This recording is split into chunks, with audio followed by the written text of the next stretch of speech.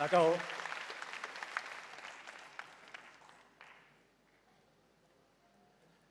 好耐冇見，你今晚好靚。我唔該你企翻直啲先同我講嘢，唔係叫你翻嚟錯㗎。OK？你咁得閒嘅，唔使煮嘢食咩？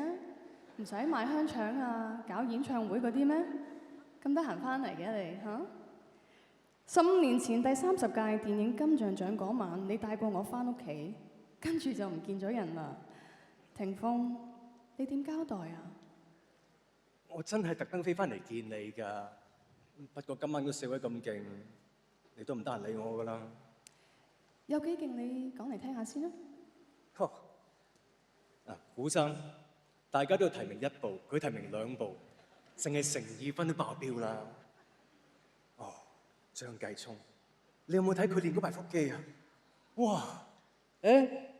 當年啊，張家輝激戰嗰排腹肌啊，你都係咁樣跟咗人哋翻屋企嘅啫。哦，陳家樂又有顏值又有實力，我知你中意啲高高瘦瘦、青靚白淨嘅。家輝哥明明攞獎無數，都仲係每一步搏到咁盡，又真係唔夠佢勁。得啦，你講完啦嘛，係咪啊？其實佢哋有幾勁咧，我心中有數嘅。咁你咧，我真係好想知你幾時翻嚟拍戲咧？你幾時再帶我翻屋企啊？快啦！我同阿華哥嗰部《怒火漫言》咧，都係唔好講我住。我知道今晚嘅4位已經好心急，不如我哋一齊欣賞下佢哋精彩嘅入圍片段。榮獲提名最佳男主角包括古天樂《私家偵探》。我唔認真，呢度唔係香港冇大 job 㗎。我以食幾位你知㗎？你知唔知我而家喺度查緊啲乜嘢啊？扮失蹤啊，假結婚啊，幫啲八婆揾狗。張繼聰金童。沙哥，做大人應該令細路仔失望。我唔想我仔失望。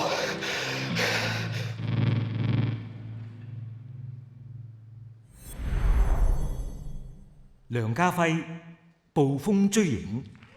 面對冧差人入邊最具威脅嗰個，咁差人就冇對眼，順手就將個傻仔對冧埋。我就係做緊你哋心目中嘅傻仔。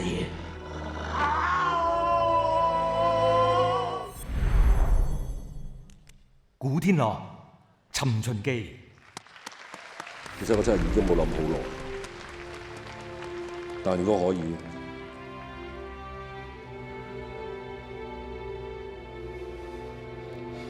我係話如果真係可以返到去，話唔定係有幾好嘅結局。陳家樂像我這樣的愛情。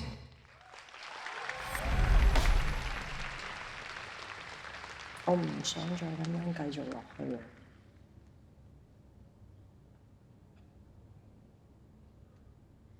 你唔可以諗下我嘅咩？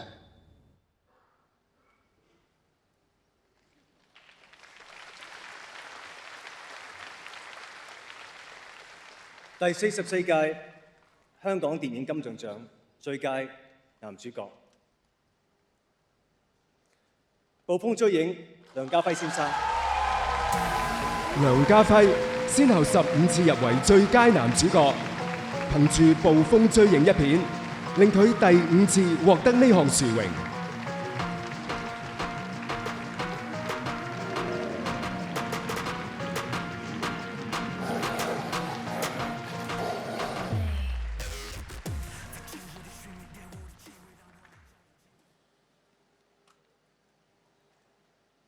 Okay.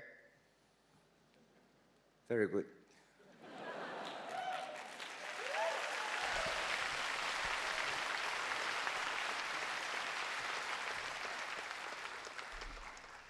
今年係香港電影金像獎44週年，亦都同時係我加入電影行業嘅第44個年頭。所以呢次嘅提名對我嚟講別具意義，無論攞唔攞到，都係我一個終身嘅榮耀。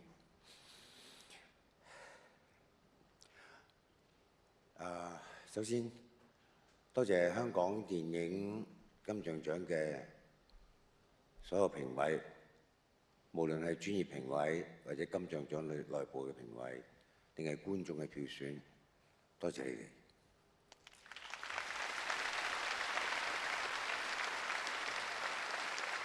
當然，我要多謝《捕風追影》嘅導演、製作團隊，同埋已經獲獎嘅今晚獲獎嘅蘇杭動作導演，成龍嘅成家班，係你哋出眾嘅設計，所有成家班嘅武師們精彩嘅反應，先至可以增加我嗰個角色裏邊嘅狠嘅強度。多謝晒。當然成個《捕風追影》嘅台前幕後，包括我幾個樣子，其實另外喺戲裏邊係有真係作為角色裏邊嘅傅龍生嘅感覺，所以亦都多謝你哋。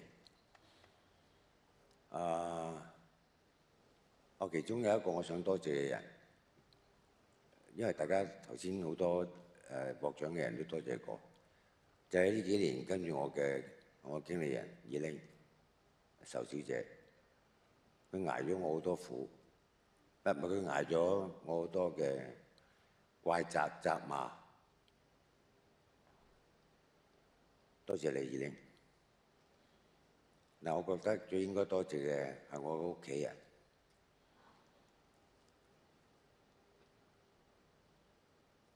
我兩個女，我兩個女婿，我兩個孫，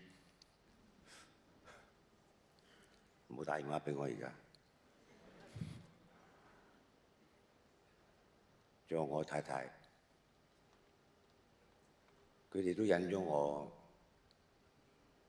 尤其是我太太，佢忍咗我44年。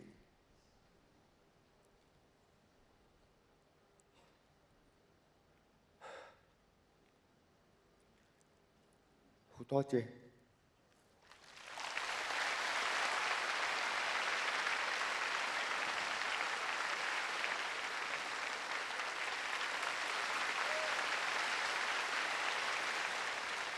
Thank you。